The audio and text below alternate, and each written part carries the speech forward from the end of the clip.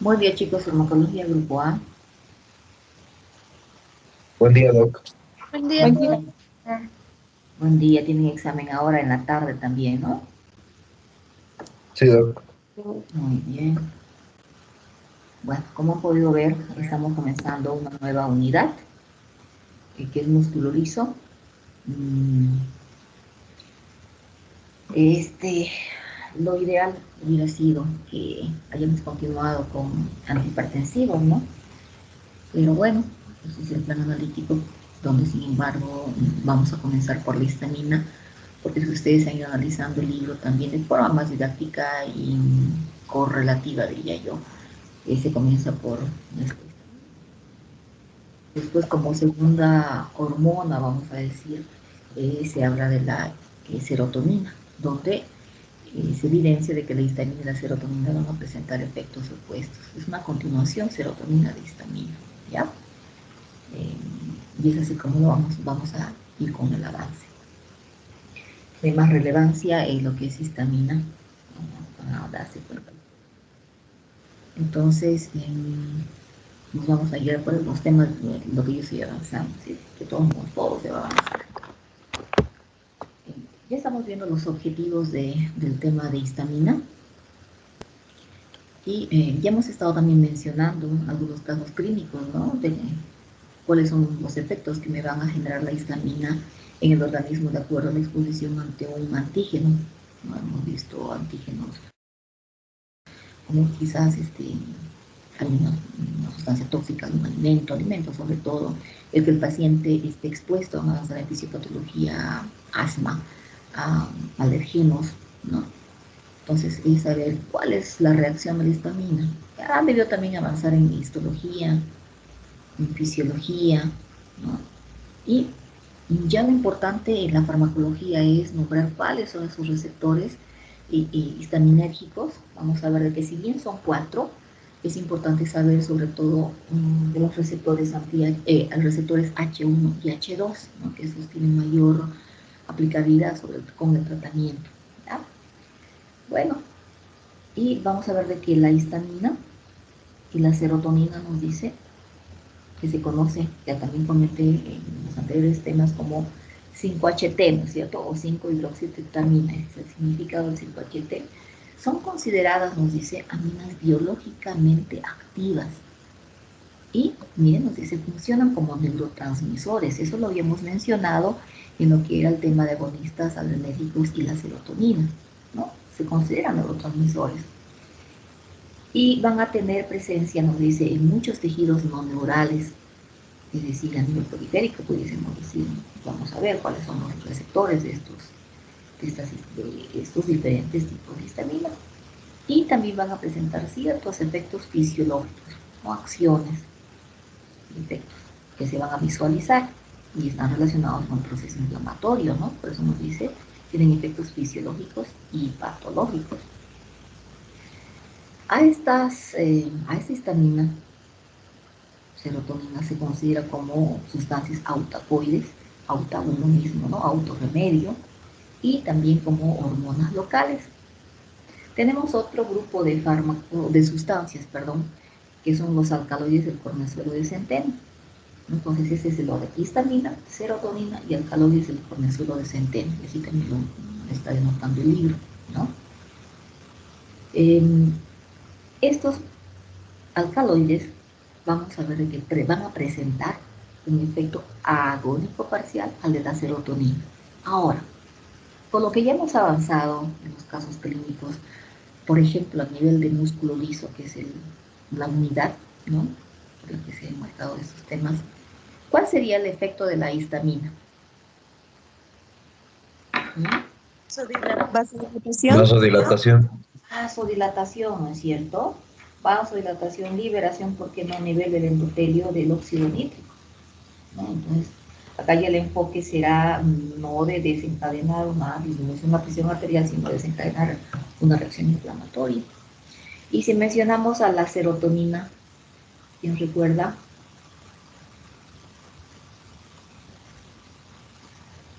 Hace un momento mencioné algo.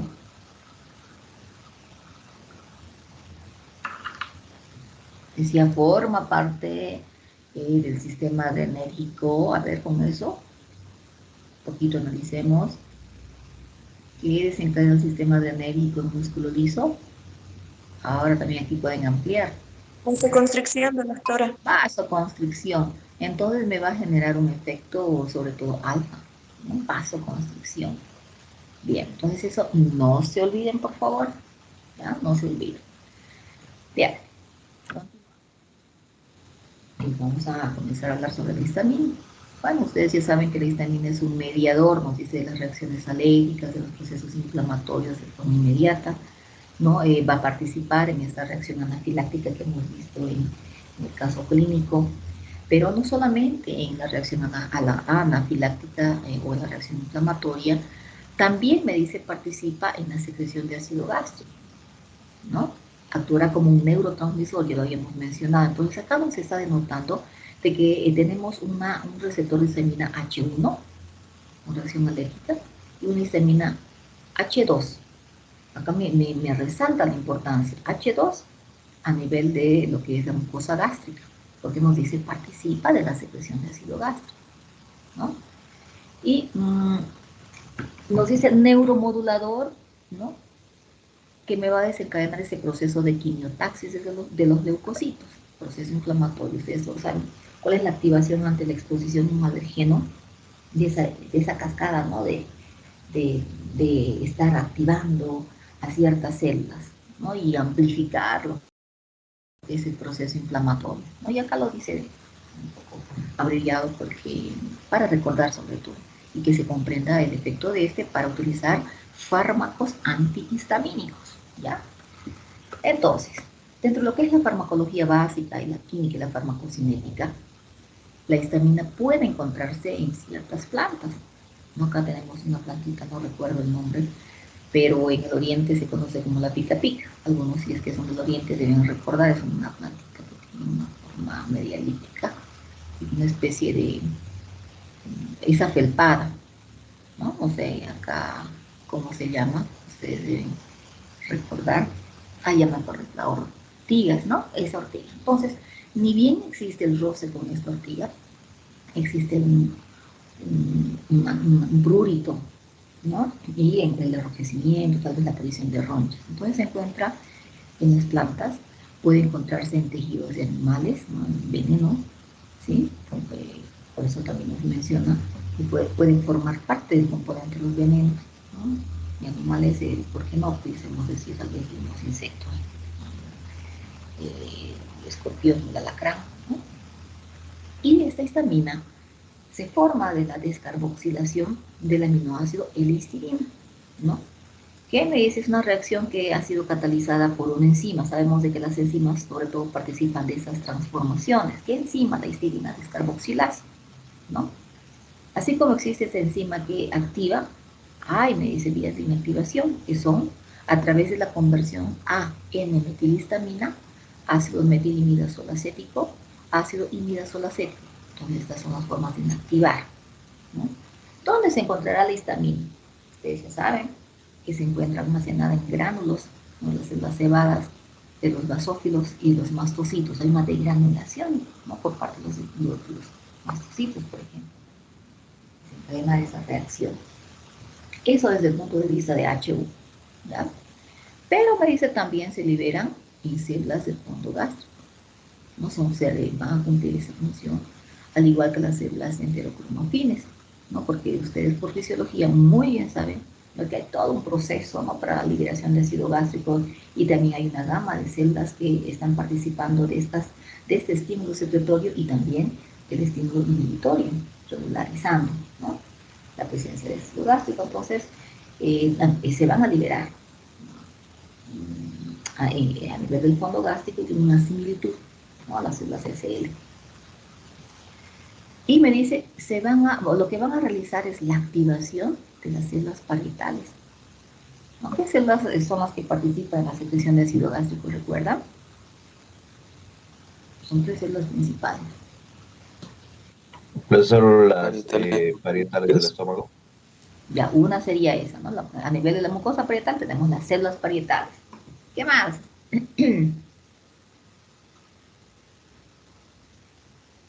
Entonces van a repasar esto, ya para comprender. ¿Las oxiníticas, Doc? O las oxiníticas, ¿no eran otras? No, Oxiníticas. no, las que tienen participación en la secreción de ácido gástrico. ¿Y Está las bonito, principales? las principales, las parietales, las inhibitorias y las estimulatorias. Si ustedes revisan para mañana, por ejemplo, que tenemos también clase, pueden ustedes ampliar o recordar de forma sintética, podemos decir, la fisiología en el capítulo 62, que es gastrointestinal también, ¿ya? ¿O alguien recuerda algo más? Entonces van a revisar para mañana, ¿ya?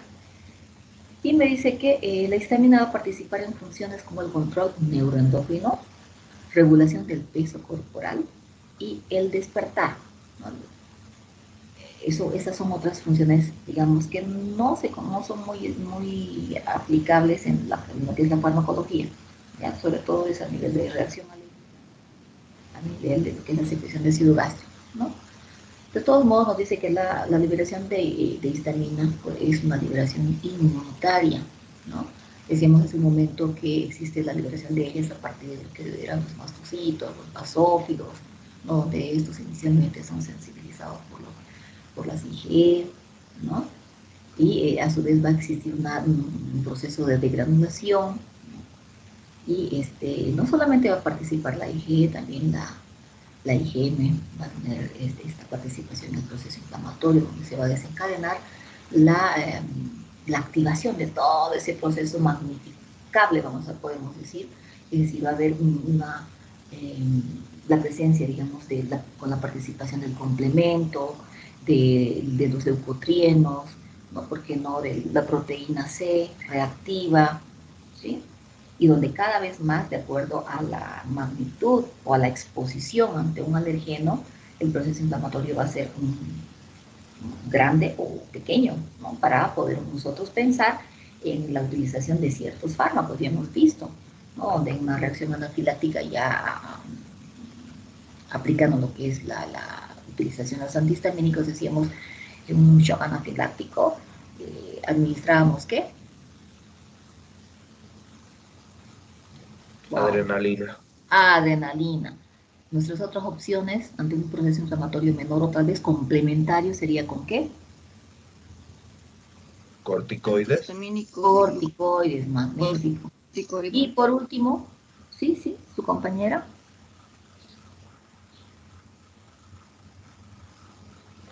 Antihistamínicos. Exacto, nuestro tema, ¿no? Antihistamínicos. Y ahí en antihistamínicos vamos a ver de que existen dos grupos principales, pero los antihistamínicos H1, anti-H1, ¿no? Entonces, vamos a ver de que existe un proceso donde participan ciertas células, ¿no? Esto ya en histología también han visto. Vamos a ver de que inicialmente, si hablamos de proceso inflamatorio, se va a ver una vasodilatación, decíamos a nivel de la endoteolisis y la liberación de ácido nítrico, una vasodilatación, donde va a haber un aumento del flujo sanguíneo, va a haber un enrojecimiento a nivel de la piel, ¿no? Un aumento de la temperatura. Luego puede evidenciarse un aumento de la permeabilidad, ¿no? Un aumento de la permeabilidad que va a favorecer, nos dice, la salida de plasma, ¿no? De enzimas. Luego se va a presentar una diapéresis, que es la fuga, la salida de estas células, ¿no? Y la quimiotaxis. Diapéresis es salida, la quimiotaxis es atracción de otro tipo de células para ir, digamos, aumentando el proceso inflamatorio de acuerdo a la cantidad de la sustancia alergénica. Y después va a evidenciarse la fagocitosis por último, ¿no? Y habíamos hablado hace un momento de la cascada de activación, donde decíamos participan intermediarios, las interleuquinas, ¿no? Esto también de interleuquinas vamos a ver en asma y van a ver ustedes en fisiopato. Las interleuquinas, hay ciertas interleuquinas para cada patología, decíamos complemento, ¿por qué no? Tal vez si hablamos de interleuquinas, el factor de necrosis tumoral, ¿no? Pero básicamente esos estarían participando de una ampliación del proceso inflamatorio, ¿no? Entonces, proceso inflamatorio, enrojecimiento, prurito. Y acá ya estamos viendo en este cuadro a los diferentes tipos de receptores, ¿no? Si bien decimos que dos son los más importantes, el H1 y el H2, tenemos 4 tipos de receptores de histamina, que al igual que los receptores muscarínicos y muscarínicos, nicotínicos y adrenérgicos, ustedes tienen que un poquito comprender, no les voy a decir memorizar, sino que comprendan, no vean, analicen para relacionar con los fármacos.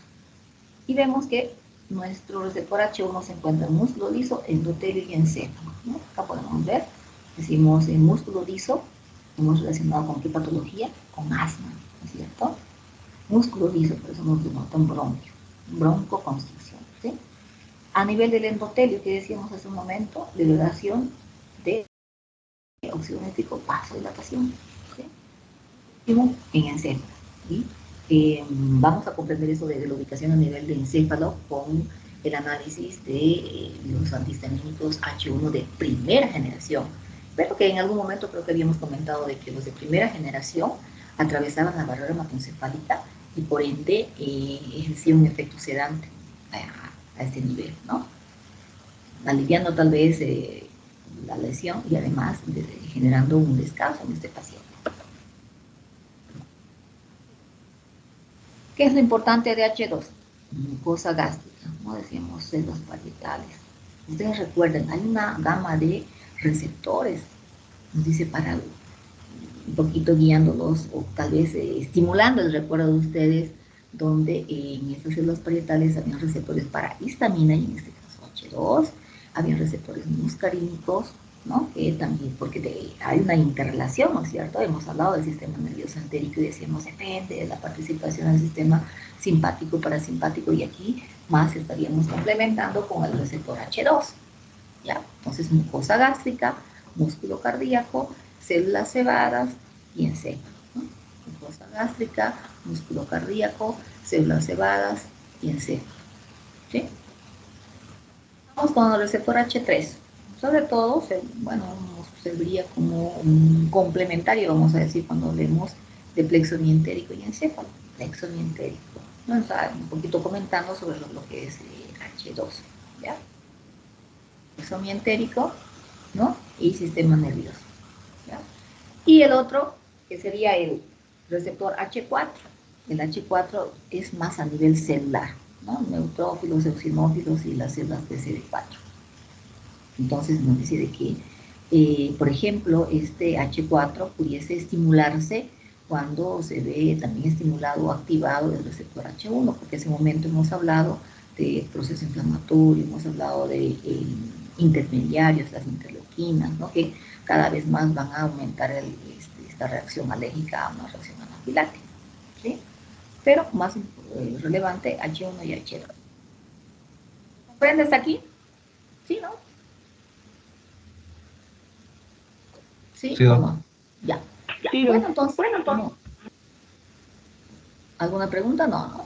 Bueno, entonces, al igual que los temas anteriores, vamos a ver de que esta histamina presenta efectos sistémicos y efectos tisulares en diferentes órganos, ¿no? A nivel del sistema nervioso central hemos visto que varios receptores se encuentran en el encéfalo. Entonces, este va a mediar, me dice, el dolor y el prurito. Imaginémonos la picadura de un insecto, un alacrán, dolor y ante la administración o la estimulación de la degranulación de la histamina, entonces prurito, ¿no? Por eso nos dice que el receptor H1 es un componente importante de la urticaria, ¿no? Ante reacciones de insectos o cuando se introducen, ¿no? Cuando introducen esos insectos, sus aguijones, ¿no? Si nosotros recordamos al alacrán, vamos a ver que tiene una especie de pinza, ¿por qué no?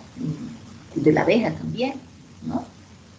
Entonces, por eso es que se percibe el dolor y también prurito.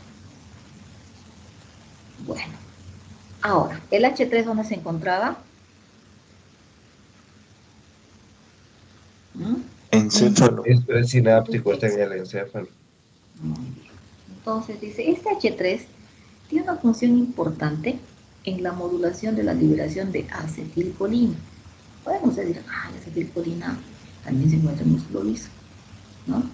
Pero también se va a participar el H3 en la liberación de aminas y péptidos que van a ejercer un efecto a nivel del sistema nervioso central. ¿no? Y no solamente a nivel del sistema nervioso central, sino también a nivel periférico. Nivel cardiovascular, o nervioso, dolor, prurito, así de simple. Sistema cardiovascular, ya sabemos de que participa el sistema colinérgico, entonces solamente es traer el tema que hemos avanzado y entender, ¿no? Porque nos dice la liberación de histamina nos va a disminuir la presión tanto sistólica y diastólica, porque está generando esa vasodilatación. Sabemos de que el simple hecho de desencadenarse la vasodilatación va a ejercer un efecto en la funcionalidad cardíaca, hasta acá, ¿no? Pero como sabemos de que existe un sistema homeostático regulador, ¿no? Como respuesta, puede existir un aumento de la frecuencia cardíaca, ¿no? Que puede traducirse como una taquicardia, pero de forma refleja, ¿no? Decimos rubor, enrojecimiento, sensación de calor, ¿no? Ustedes en histología han visto o han avanzado los signos de la inflamación. ¿Cuáles son? Rubor, calor, dolor. Muy bien, dolor, calor, rubor, y si se va notificando impotencia funcional, decimos, muy bien, entonces todo aquello puede presentarse. Ahora, algo que también puede presentar el paciente es un dolor de cabeza, pero que hemos visto en el anterior tema, creo que también lo he comentado con ustedes, esta cefalea va a ser un reflejo de la vasodilatación, ¿no? Vasodilatación, porque vamos a avanzar más adelante en serotonina y migraña, y esta decíamos tiene dos componentes diferentes, ¿no? Entonces, por la histamina se produce vasodilatación y por ende cefalea, ¿no? Ya sabemos vasodilatación, donde se ha visto estimulado el receptor H1, porque decíamos H1 músculo liso, donde el músculo liso del endotelio libera óxido nítrico. Bueno, hemos visto pasos, ¿no?, del proceso inflamatorio. Decíamos fuga, pérdida de plasma, entonces se producirá un edema. ¿Por qué? Porque se activó nuestro receptor H1 a nivel de los vasos sanguíneos, ¿sí? Y esto me permitía la fuga o la trasudación, que como me dice acá, dice líquido, ¿no? Y esta fuga que también va a participar. Entonces hemos visto en los efectos a nivel del sistema nervioso central, a nivel cardiovascular. Ahora nos toca el efecto a nivel del músculo liso bronquial. Y esto, bueno, ya sabemos, ¿no? Participa en el asma, ¿no? Donde básicamente iba a desencadenar en el músculo liso una broncoconstricción. Bueno, acá tenemos la exposición de nuestro pacientito ante los diferentes alergenos, ¿no? Y bueno, todo, acá tenemos nuestro alergeno, nuestro mascotito, y donde se desencadena toda esa respuesta inflamatoria, donde puede presentarse de forma temprana o tardía, porque también se clasifica el asma a temprano, tardío, agudo y crónico, ¿no? Entonces, de acuerdo a ello, va a existir una reacción de mayor broncoconstricción en menor tiempo o de forma tardía, como ya lo dice, ¿no?, la diapositiva, ¿no? Pero básicamente en ambos casos va a existir una disminución del flujo de aire y por ende se va a traducir todo ese cuadro que ya ustedes me han comentado, ¿no? ¿Qué es lo que caracteriza al asma? Si hablamos del cuadro clínico. ¿Disnea? Ya. Diríamos en fisiopatología, ¿no? Manifestaciones o signos y síntomas específicos. A ver, ¿quién recuerda el caso clínico?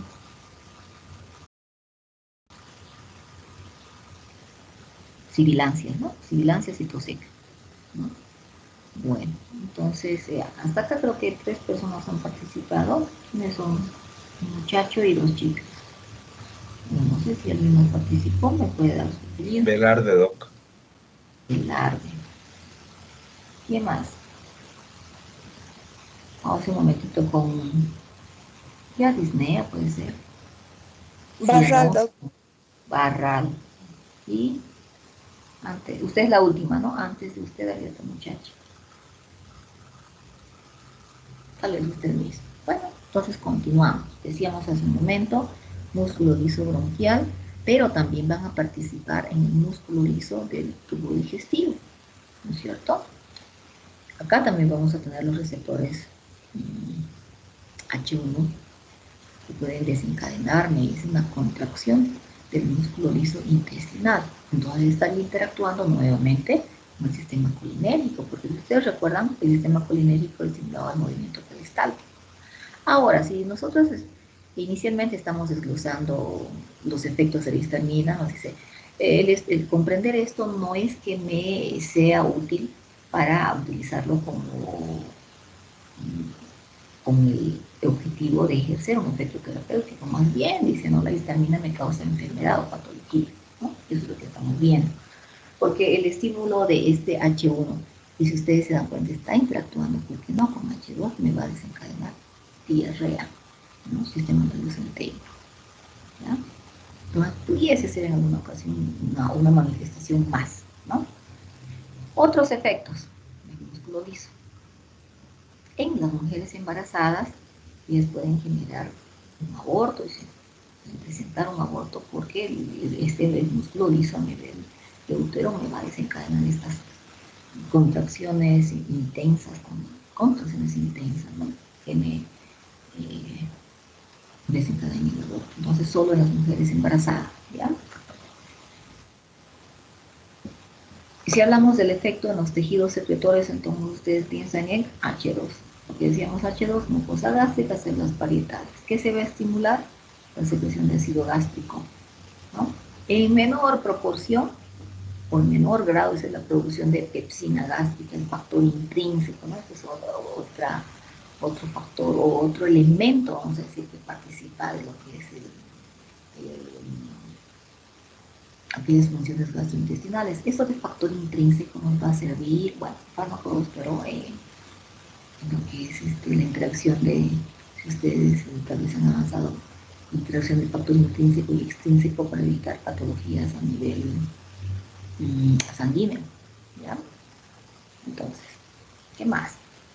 La histamina a nivel del intestino delgado va a favorecer o estimular la liberación, secreción de sustancias mismas, ¿no? Por esta presencia de histamina, ¿no? Donde vamos a ver que existe una interacción o un efecto complementario, pudiésemos decir, entre H1, H2 y en este caso H3, porque resulta de que esta histamina que se encuentra en H3, me dice, va a inhibir, va a ejercer un efecto antagónico del H2, porque mire, me dice,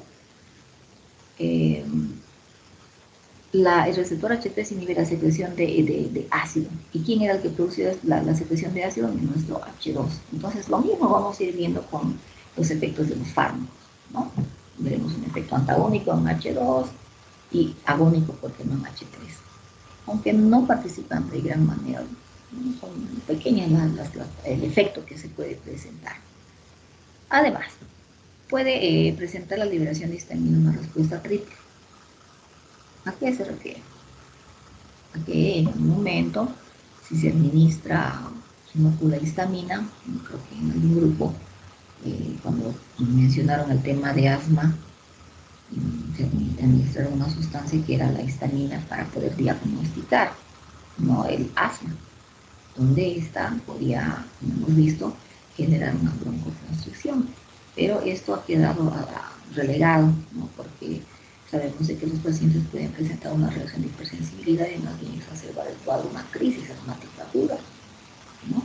O si hablamos del otro músculo liso, ya de la respuesta triple en otro lugar, va a desencadenar un enrojecimiento, un edema y la presencia de ronchas, ¿no? Por toda esa cascada de la activación o el proceso inflamatorio, ¿sí? En el endotelio.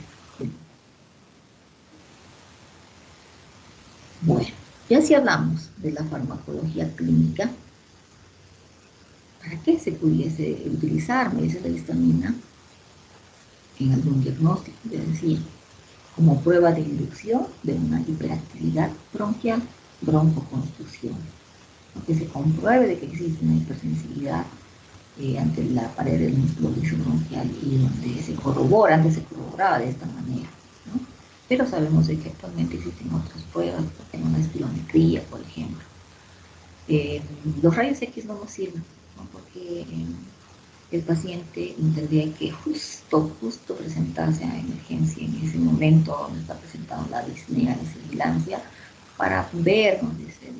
Incluso con mucho esfuerzo, la disminución del número de bronquios.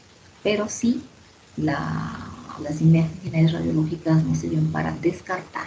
Entonces, si hablamos de pruebas, aprovechando las pruebas complementarias, no solamente nos van a permitir el diagnóstico de la patología, sino el de descartar las patologías.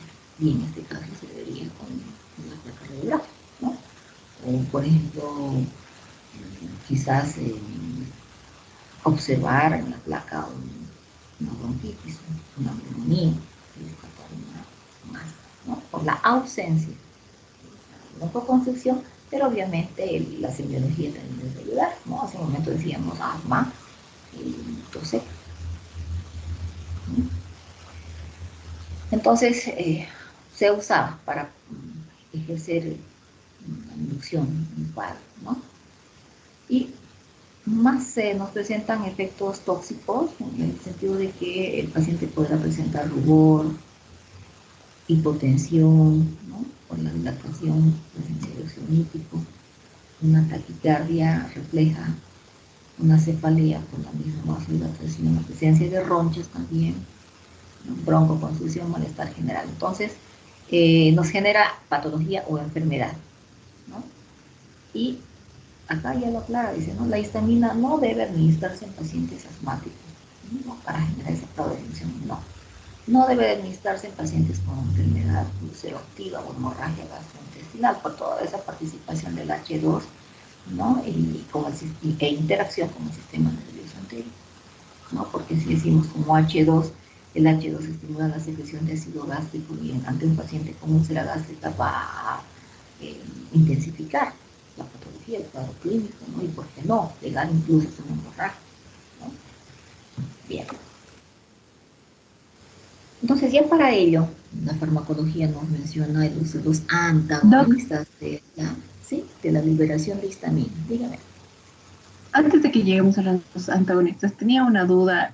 ¿Hay en alguna parte o algún factor que haga que la histamina se produzca más en algunas partes del cuerpo que en otras?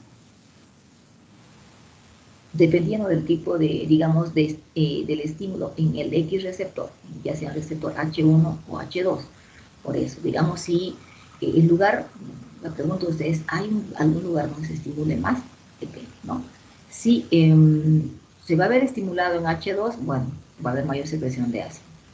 Si va a haber mayor estímulo en H1, el paciente va a traducir una reacción alérgica anafiláctica, ¿no? Esa sería diríamos, dependerá de la afinidad con el receptor, ¿sí? Y del tipo de toxina o sustancia, de dónde provenga, ¿sí? Para nosotros, por ejemplo, ya con la farmacología elegir el tratamiento. Porque imagínense, si diéramos un anti-H1 para inhibir la secreción de ácido gástrico, entonces no vamos a ver una remisión, ¿no? Por eso es importante saber dónde se está ubicando. Y no va a ser difícil, porque el cuadro clínico del paciente, bueno, será pues si está afectando a H2, esta histamina, va a afectar a nivel gastrointestinal, el paciente podrá sentir una pirosis por la abundante secreción de ácido gástrico. Si la histamina afectó más al receptor H1, entonces ustedes van a observar ese prurito, la presencia de ronchas, ese edema, ¿no? Mucosa, edema de glotis. Es como nosotros vamos a percibir la mayor afinidad de la histamina en H1 o H2. ¿No? Pudiésemos decir H1 y H4, ¿no? Con la participación de los neutrófilos, ¿no? Con la CD4. No sé si respondo su pregunta. Sí, siempre va a haber mayor afinidad. Y eso lo vamos a percibir con el cuadro clínico que trae el paciente. ¿Y está bien? No sé sí, Doc. Gracias. Doc, ¿se me escucha? ¿Sí? ¿Lo escucho? Y Doc, ¿cuál más o menos sería el que se activa a nivel de la piel? O sea, cuando, digamos, los mosquitos te pican. H1. Porque en ese momento decíamos H1, vasodilatación, proceso inflamatorio, prurito, enrojecimiento, signos de inflamación. Ahora también, chicos, si aprovechamos esto de mosquito, al igual que los fármacos, nuestro organismo, ustedes por histología, por fisiología, saben de que a medida que el paciente está expuesto por mayor tiempo, hay cierto, bueno, en este caso, vamos a decir, una tolerancia ante la respuesta. Hay un mecanismo de adaptación, ¿no? Imagínense, digamos, una persona del occidente que se vaya a Santa Cruz, en una época donde hay muchísimos mosquitos. Al segundo día esta persona va a tener ronchas, tengando por seguro en todo su cuerpo, ¿no? A diferencia de la otra persona que es oriunda del oriente. Entonces, la picadura de mosquito ya, pues, sentirá el estímulo de la picadura, vamos a decir, del mosquito, pero no se va a magnificar esa reacción inflamatoria como lo ha hecho con el del occidente, porque por la misma exposición, por el mecanismo de adaptación del organismo, ¿sí? ¿Algo más? O no sé, ¿qué más quieren que aclare? ¿Qué dudas tienen? Hasta aquí. Entonces, la histamina también ofrece esa reacción de tolerancia o resistencia ante la exposición o magnificación de procesos inflamatorios, pudiésemos decir, ¿no? Incluso hay un edema, una hinchazón de ese lugar, de la picadura del mosquito. Es muy obvio, ¿no? Cuando vemos a una persona que llega del occidente, ¿no? ¿Alguna pregunta más? ¿Una duda? ¿Curiosidad? Bueno, entonces vamos a continuar. Y hemos visto de que la presencia del receptor H1 nos generaba una reacción anafiláctica, ¿no? Ya alguien decía, como antagonista va a estar presente la adrenalina. ¿Por qué? Nos dice, porque esta va a ejercer efectos supuestos o antagónicos que van a contrarrestar el efecto que está desencadenando la histamina en nuestro organismo. Entonces, lo más rápido es la administración de adrenalina ante esa reacción anafiláctica magnificada en el paciente. ¿Por qué la adrenalina? Sabemos de que la adrenalina es el prototipo de los agonistas adrenérgicos que me van a generar un efecto no selectivo. Y eso en este caso es favorable porque va a desencadenar una vasoconstricción, ¿no? Una vasoconstricción, y teníamos otro efecto, bueno, hasta acá, vasoconstricción. Efecto inmediato, ¿no? Efecto inmediato, porque tiene un efecto breve, ¿no? Va a estabilizar al paciente de forma inmediata. Y posiblemente pensar en otros fármacos que mantengan este efecto, porque no podemos estar administrando la adrenalina por vía parenteral de forma continua, ¿no? Ahora ya vamos a entrar a lo que son los antagonistas de la histamina. Bueno, acá me menciona al cromolin y nedocromil. Estos dos fármacos los vamos a volver a ver en los fármacos antiasmáticos, o fármacos utilizados en el asma bronquial, ¿no? ¿Por qué? Y acá ya me está dando el mecanismo de acción. Son, me dice, inhibidores de la liberación de la degranulación de las células cebadas, porque esas células cebadas se estimulaban ante la presencia de histamina, ¿no? Son las que nos van a estimular la activación del sistema inmunológico, ¿no? Donde también estaría presente lo que es la IG, y los que IG van a relacionarse en fisiopatológicamente con el asma bronquial. Entonces, estos dos fármacos inhiben todo el proceso inflamatorio. Ese es el mecanismo de acción, inhibir el proceso inflamatorio. Interactuar, ¿por qué no?, la respuesta del sistema colinérgico, ¿no? Decíamos M3. En el M3 va a existir una mayor secreción de estas glándulas secretoras de moco, que básicamente me están inhibiendo el lumen, ¿no? Y me están evitando ese flujo de aire normal, ¿no? Entonces, al inhibirse esta secreción, ese proceso inflamatorio, mi paciente va a respirar mejor, ¿ya? Algunos libros, o incluso el mismo caso, a veces en asma, bueno, anticolinérgicos, ustedes recuerdan, decían, no se produce una broncodilatación, pero rectifica y dicen asma, esta broncodilatación no es muy evidente. Esta broncodilatación, vamos a decir de que es de forma indirecta, porque se produce, la ampliación del lumen se produce por la inhibición de la secreción de moco, que está perjudicando, obstruyendo, vamos a decir, la vía respiratoria, más el efecto de estos fármacos, de esos dos, como el imidaclomid, es antiinflamatorio, ¿ya? Eso es lo que me refleja como anti-H. Ahora, aprovecho, nos dice, los agonistas beta 2 reducen la liberación de histamina. Ahora acá también, si bien ¿quiénes eran antes? Los agonistas beta 2, recuerda nuestro caso de asma, o de agonistas adrenérgicos. ¿Cuáles son esos fármacos? No están haciendo sus cuadros. Ay, yo tampoco, chicos, se puede subir las tareas que yo estoy segura que ya las tienen listas. Nadie recuerda albuterol, salbutamol, terbutalina. Bueno, entonces nos dice, ¿no? Reduce la liberación de histamina, pero sabemos nosotros con certeza de que los agonistas beta 2, que se encuentran, ¿dónde? Nucleolizo cardíaco. Voy a estar estudiando para la tarde. Entonces, sobre todo me decía, van a generar una broncodilatación. Ya nos dice, en menor proporción podrán inhibir la liberación de histamina, ese proceso inflamatorio. Entonces tenemos dos cosas opuestas con estos dos fármacos, ¿no? Los beta 2 y el bromolimeroclomid. ¿Ya? Bien, es por eso que también existen las combinaciones, decíamos, ¿no? Para ejercer un efecto sinérgico. Bueno, tenemos a nuestros antagonistas H1. ¿De qué receptores estoy hablando? H1 está en músculo liso, Músculo mesotelio y encéfalo. endotelio y el encéfalo. El cerebro. Muy bien. Entonces, sí, un poquito dando ejemplos se le queda a uno, ¿no? Muy bien. Entonces, resulta de que, a ver, los anotaré porque así, ay, no me he tomado en cuenta a mí, pero al otro sí. ¿Quiénes han participado? Ibarra, doctora. Flores, doctora.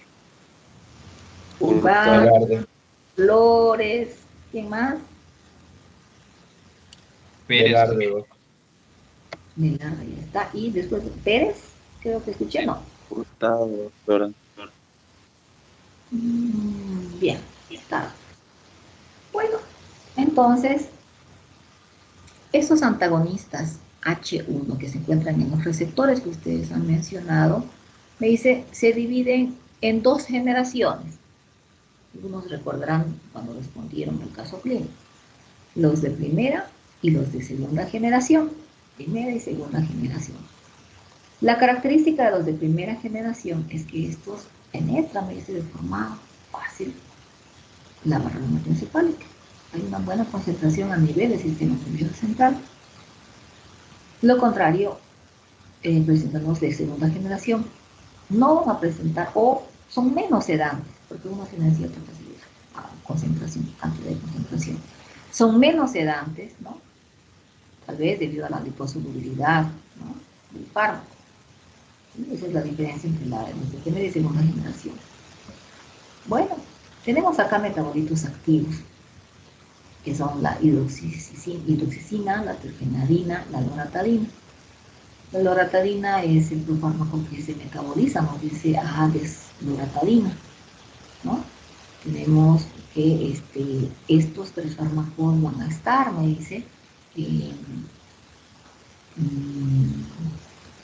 en sus formas, vamos a decir, de cetiricina y fexofenadina, ¿no? Que también ustedes mencionaban en el tratamiento de ese paciente que presentaba como opción, como una segunda opción porque en una reacción inflamatoria, decimos, aquel pacientito que se había intoxicado creo que era con pescado, ¿no? Y habíamos dado otras etiologías. Entonces estas serían nuestras opciones, sobre todo las de segunda generación. ¿no? Es loratadina, loratadina y cetiricina. Donde la loratadina, cetiricina, si bien son de segunda generación, la cetiricina me presenta un efecto mayor que la loratadina, ¿no? Esto para lo que es la frecuencia en la.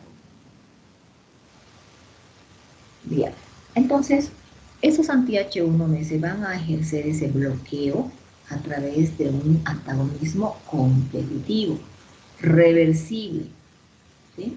Si bien van a actuar de esa manera en el receptor H1, pueden ejercer con menor potencia, menor efecto en el receptor H2 y muy limitado en el H3.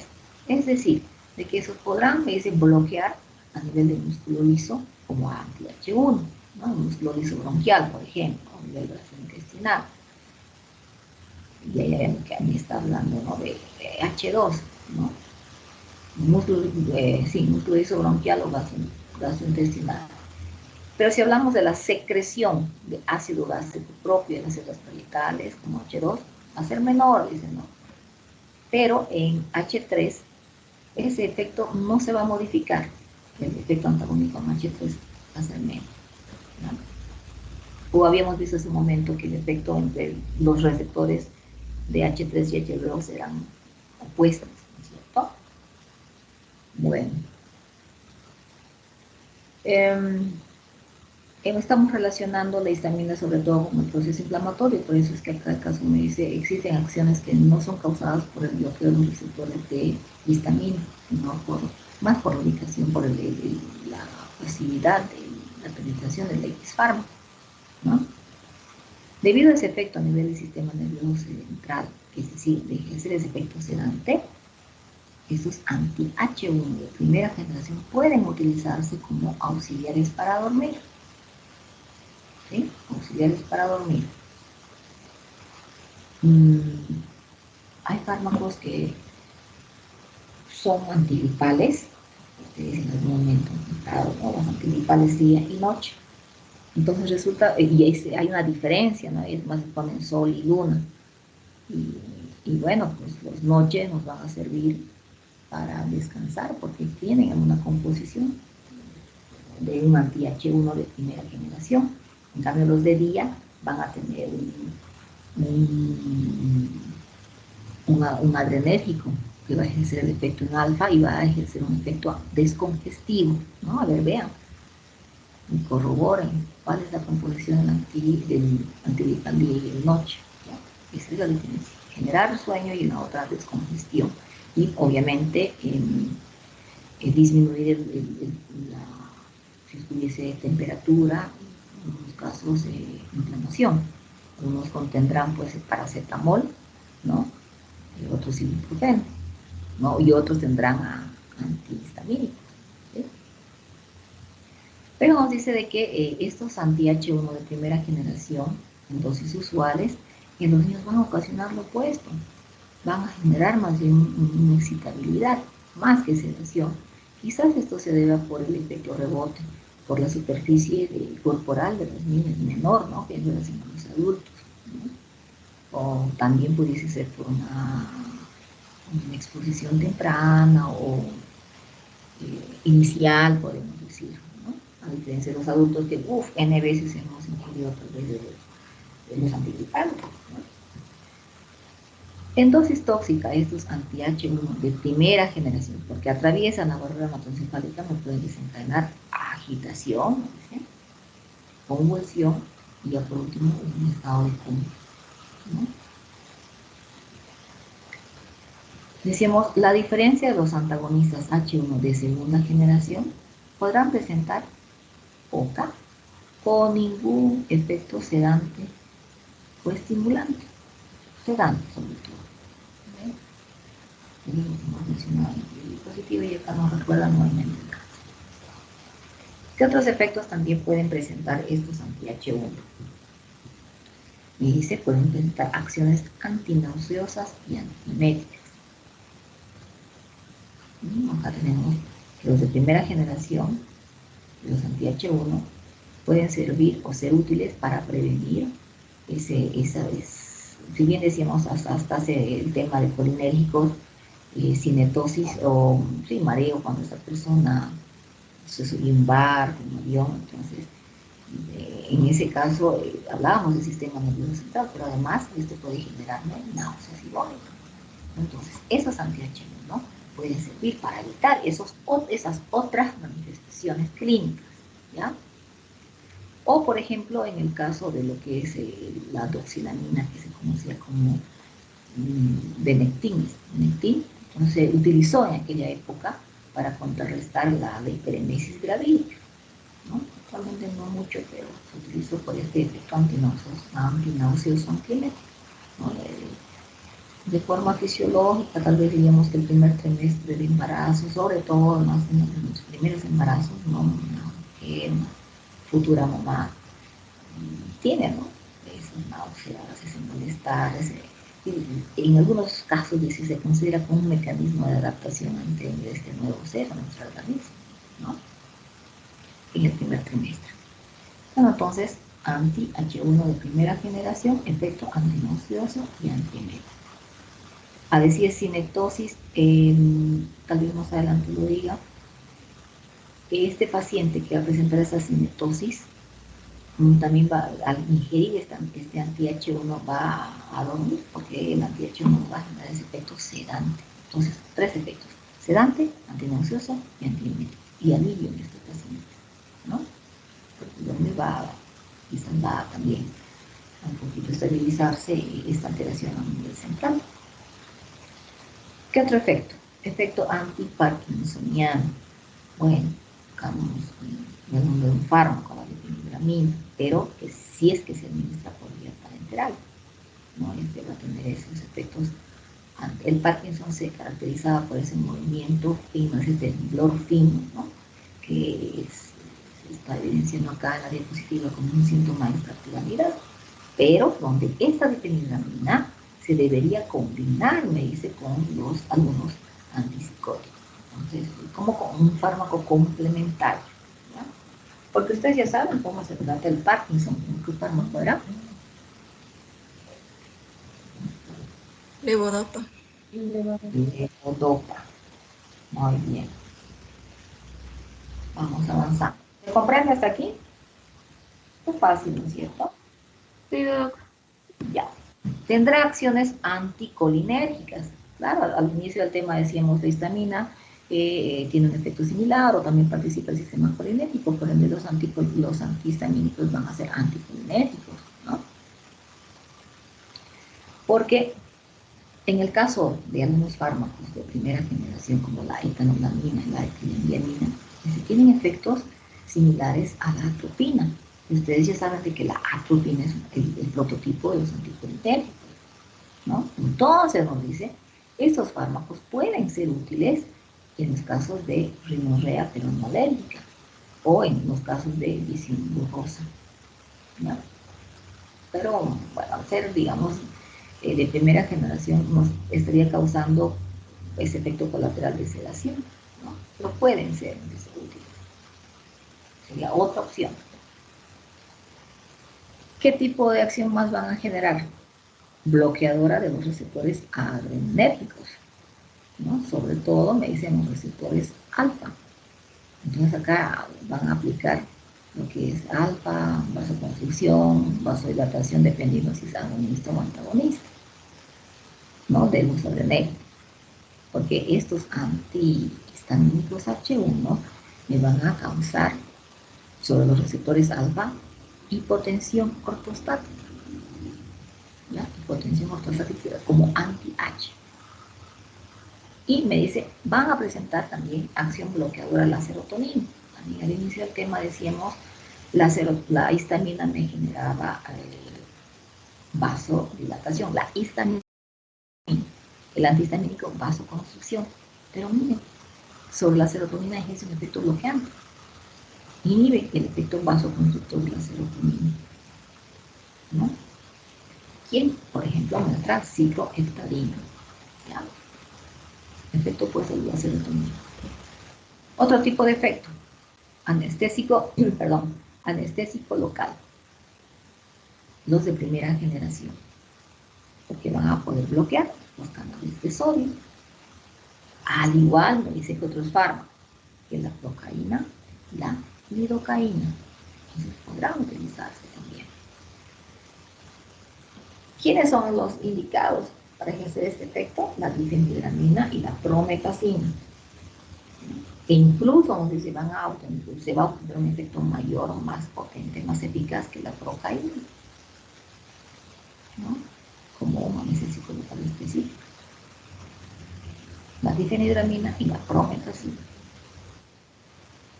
¿Qué otros efectos más podemos obtener? Otras acciones. En el caso de la cetiricina es una TH1 pero de segunda generación, dice, inhibe la liberación de histamina que se desencadena por parte de las células cebadas y de aquellas otros mediadores, las interleuquinas y ISC, del proceso inflamatorio. Entonces, recuerden su casito clínico cuando ustedes administraron noradrenalina y cetiricina, ¿no? Inhibe el proceso inflamatorio, porque se inhiben las células cebadas a los otros intermediarios, ¿ya? Bueno, entonces ya acá vemos la aplicación clínica de estos fármacos, los usos clínicos. Por ejemplo, en reacciones alérgicas, ¿no? En la rinitis, la urticaria alérgica, donde está participando la histamina, ¿no? Ahora, hemos comentado también en el tratamiento de asma anticolinérgicos, decíamos, ¿no? Con mayor eficacia los broncodilatadores, los beta, ¿no? Los beta 2, ¿no? De efecto corto, prolongado, pero que nos dice acá, esos anti-H1, que si bien están presentes en músculo liso, no van a tener una potencia, potencia a nivel del músculo liso bronquial. Entonces, por eso, ¿por qué? Porque no solamente los efectos se van a ver en músculo liso, por eso me dice, como hay la participación de varios mediadores, estos anti-H1 no van a ser eficaces, ¿no? Solamente ya modificar un poco el músculo liso puede ser, pero como hay muchos cambios fisiopatológicos y etiologías y afecciones en otros lugares, entonces no va a bastar administrar antihistamínico, ¿no? A no ser, me dice que el asma tenga un origen alérgico, ¿ya? No hay potencia. El uso de la difenhidramina, estamos hablando de reacción alérgica, puede utilizarse en aquellas dermatitis atópicas, ¿no? Hay bebecitos que tienen la piel muy sensible, les da un rash o ante el uso tal vez. Sí, claro, si es atópica no sabemos de etiología, pero a veces se puede sospechar si estamos hablando de un bebecito que está expuesto ante un medio ambiente nuevo, el hecho de incluso de tomar contacto, tal vez algunos también han visto sus casos, con un bebé, un familiar, el hecho de estar en contacto con la lana, entonces hace que se produzca esta inflamación, ¿no? O el uso de algunos sabores que tengan mucha fragancia, ¿no? Y ojo, para ustedes, los papás, el que tenga mayor fragancia no es el mejor, hay que evitar el uso de los talcos, por ejemplo, porque estamos hablando de que se pueda producir un efecto semibiótico, en este caso una dermatitis atópica, ¿no? Pero se pudiese utilizar la difenhidramina, ¿no? Pero la difenhidramina, más que me dice ejercer un efecto antiinflamatorio, se utiliza, o el motivo por el que se utiliza, por aquel efecto sedante que me va a generar, ¿no? Y me dice cierto control de la comezón, pero no sería lo más indicado igualmente, porque estamos hablando de efecto sedante y no sabemos tampoco cómo va a funcionar el niño, ¿no? Lo más relevante sería ver, o como mamá, en tanto que somos mamás, que están inicialmente con los niños, esas primeras etapas, deban percibir y comunicar, ¿no? En qué momento le ha salido esa reacción alérgica al bebé, ¿no? Investiguen. Y también en ustedes, ¿no? A veces también hay procesos alérgicos a nivel de piel y no saben por qué. Entonces, los alergólogos sobre todo les piden de que hagan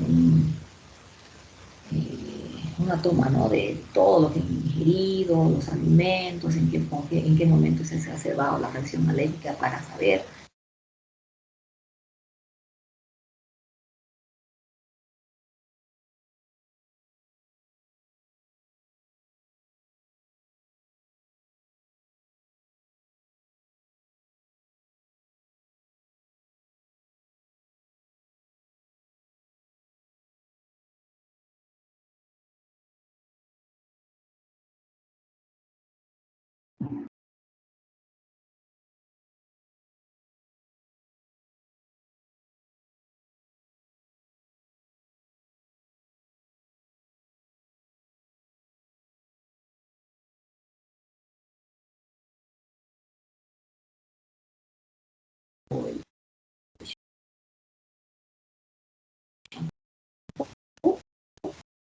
sobre todo. Doc, no se le escucha bien. ¿Qué más? No sé si solo soy yo. Uy, Se escucha entrecortado. Sí, Doc, se corta un momento. oye, Se me ha cortado un rato. Ay, ¿se cortó? Bueno, lo que les decía es de que en estos casos de dermatitis, de reacciones alérgicas, no solamente en los niños, sino también en los adultos, es importante verificar, relacionar, no asociar con la ingesta de ciertos alimentos o contacto, decíamos shampoo, ¿por qué no los perfumes, ¿no? Los perfumes, por ejemplo, se sugieren aplicarlos encima de la ropa, no solamente en los niños, sino también en ustedes, porque puede haber cierta reacción. El hecho de estar en contacto de forma directa con la piel puede generar esta dermatitis, ¿no? Entonces, si bien tenemos un fármaco, les decía, como la difenhidramina, el tratamiento no farmacológico sería quitar pues a esta agente causal, cambiar de shampoo, cambiar de jaboncillo por uno neutro, ¿no? Esto. ¿Se escuchó? Hola. Sí, Doc. Sí, Doc. Ahora sí. Sí, Doc, Bien. ahora sí. Ya, sí, el día, no sé, viernes, no sé, o fue no, el sábado, no sé. Sí, pues con ustedes era, ¿no? Y con otro grupo que no se pudo dar una clase muy fluida. Bien, entonces, si hablamos ya de los fármacos de segunda generación, estos generalmente se emplean para la rinitis alérgica y la urticaria crónica, porque no me van a generar ese efecto tóxico o colateral intenso a nivel del sistema nervioso central, ¿no? Porque ya hemos visto cuáles son los efectos tóxicos que pueden generar ellos, ¿sí? Ahora, se pueden utilizar contra la cinetosis y trastornos vestibulares. Nuevamente relacionamos con colinérgica, ¿no es cierto? Porque hemos comentado y hemos hablado de la escopolamina, ¿sí? El otro, la escopolamina, es un natural, decíamos, ¿agonista o antagonista? Es antagonista de los receptores Antagonista de colinérgicos. los colinérgicos, Doc. Muy bien. Y el otro, que está junto con la escopolamina, que es un natural, ¿cuál sería? La atropina. Atropina. Atropina. ¿Ya? ¿Quién respondió?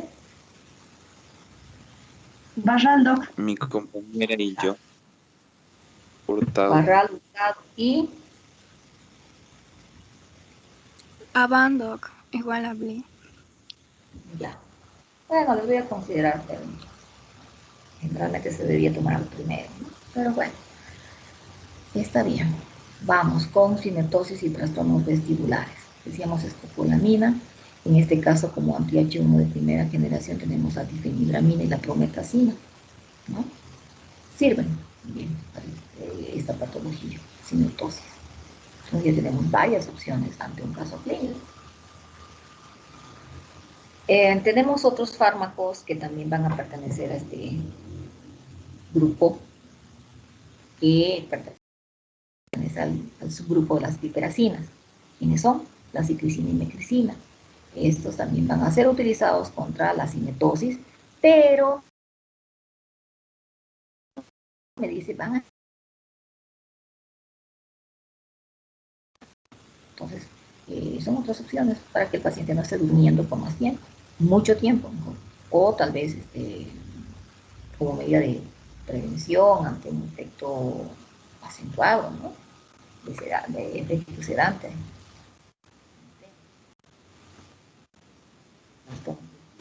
La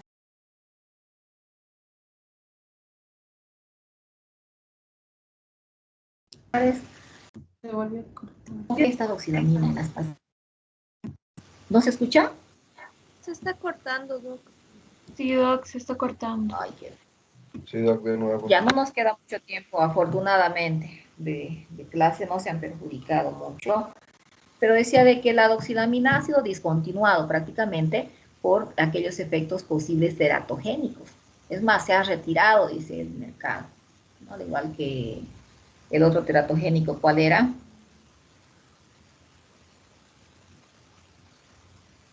Que ya está discontinuado, que me generaba malformaciones como la sindactilia, el polidactilia. Doc, de nuevo se está cortando.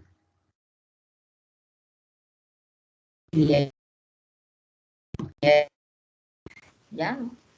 Aquí, porque todo el tiempo vamos a estar.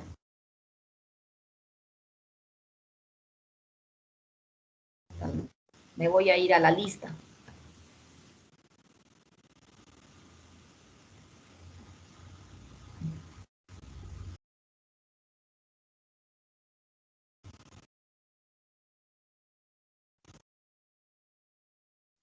El mismo internet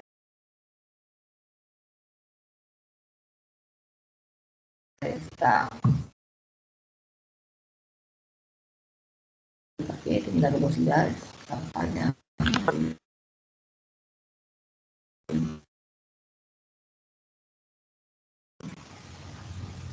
¿Algunas dudas?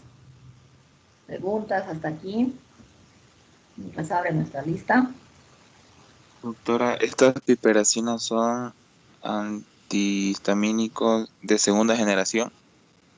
No, de primera generación. Primera, gracias. Vamos, más adelante vamos a ver ustedes, ven su libro,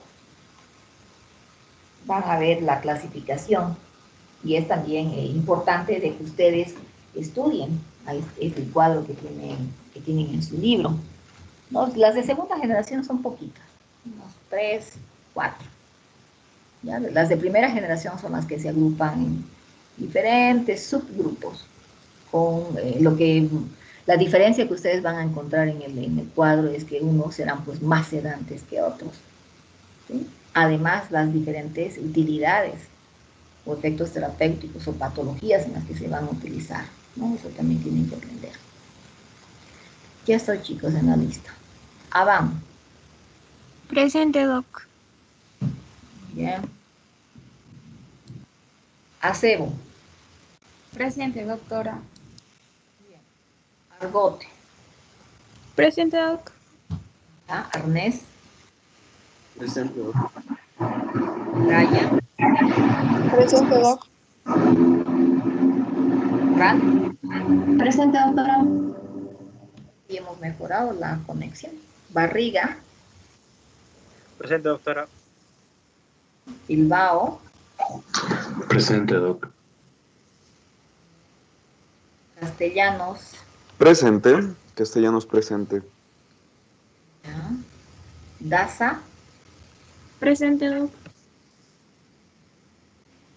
Encinas. Presente, Fernando. doctora.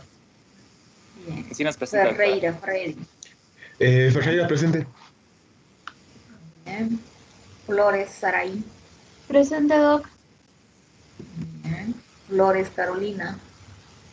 Presente, doctora. Bien. Gamboa, Noelia.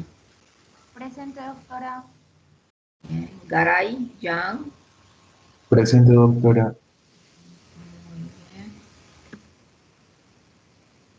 Gómez, Fernando. Presente.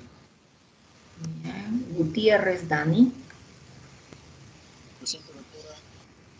No está. Gutiérrez, Alejandra. Presente, Doctora. Dani. Alejandra también está. Presente. Gutiérrez, Edi. Presente, doctora. Bien. José, Carla. Presente, doctora. Guaita, Frank. Presente, doctora. Hurtado, Jan. presente, doctora. Bien. Ibarra, Marifé. Presente, doctora. Bien. Jaramillo, Reynolds, Andrea. Presente, doctora. ¿Ya? Loaiza, Ludwig. Ludwig, ¿dónde está? López, Isabel. López, presente, doc. Bien, ¿qué estará pasando con Ludwig? Está faltando mucho. Luján, Melina. Luján, presente, doc. ¿Ya? Márquez, Giovanna. Presente. Bien. Miranda, Nayeli. Presente, doctora. Bien. Nayeli, Miranda, Francisco. Presente, doctora. Ya. Miranda, Francisco Montaño, Brandon. Presente. Mundo corre, Erika. Presente, Doc. Ricardo. Presente, doctora. Ya, Nilipu Snakers. Presente, doctora. Orellana Yesit. Orellana. Ortuño Natalie. Presente, Doc. Andrés. Presente, doctora. Bien. Pérez Marco. Pérez presente, doctora. ¿Se escuchó? Narro Almendra. Almendra. Rivera Javier. Presente, doctora. Javier. Entonces, Rivera. Ah, no, Javier. Riva Gardenia. Presente, doctora. Arriba. Cavado Laura. Presente, Doc. Marisol. Presente, doctora. Donna Sharon. Presente, Doc. Torrejón Sarita. Presente, doctora. Torrico Diego. Presente, doctora. Flores Francesca. Presente, doctora. Vargas Brenda.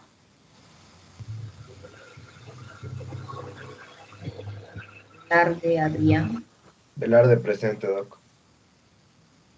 Elis Carmen. Presente, doctora. Ano Jimena. Presente, doctora. No Sharon. Presente, doctora. Morano Javiera. Presente, Doc. Y Centeno Mario. Presente, doctora. Como les decía, ¿no? La comunicación, entonces estábamos con doxilamina. Doctora, disculpe, no sé si me escuchó, es que estoy con el micrófono un poco mal. Rivera. Rivera. Esto falta. A ver, vamos a ver. O alguien, a ver, para no estar yendo de un lado al otro. Rivera es Rivera Moreno Javier. Sí, vamos a cambiar. ¿Qué más? No Gracias, pudo doctora. activar su micrófono. De nada. Ya, nadie más, ¿no? Doctorita, ¿Sí? Loaiza, por favor, se puede reiniciar.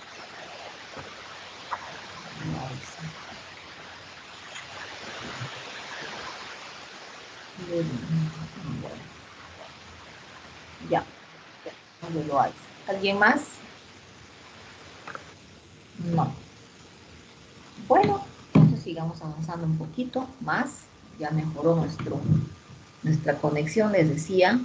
Si hablamos de náuseas, vómitos durante el embarazo, se utilizaba la doxilamina, pero debido a sus efectos teratogénicos ha sido discontinuado.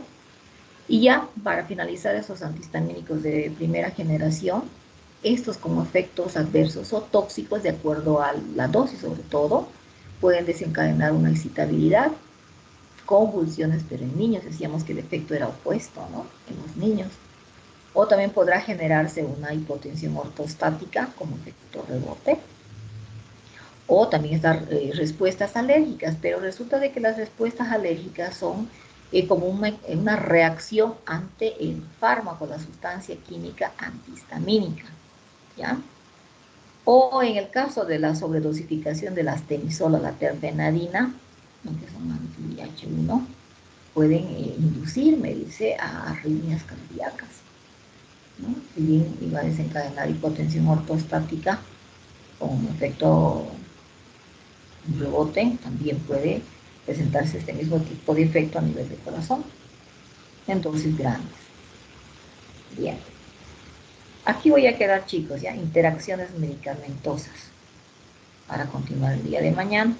¿Alguna duda para que podamos seguir avanzando sin duda, chicos?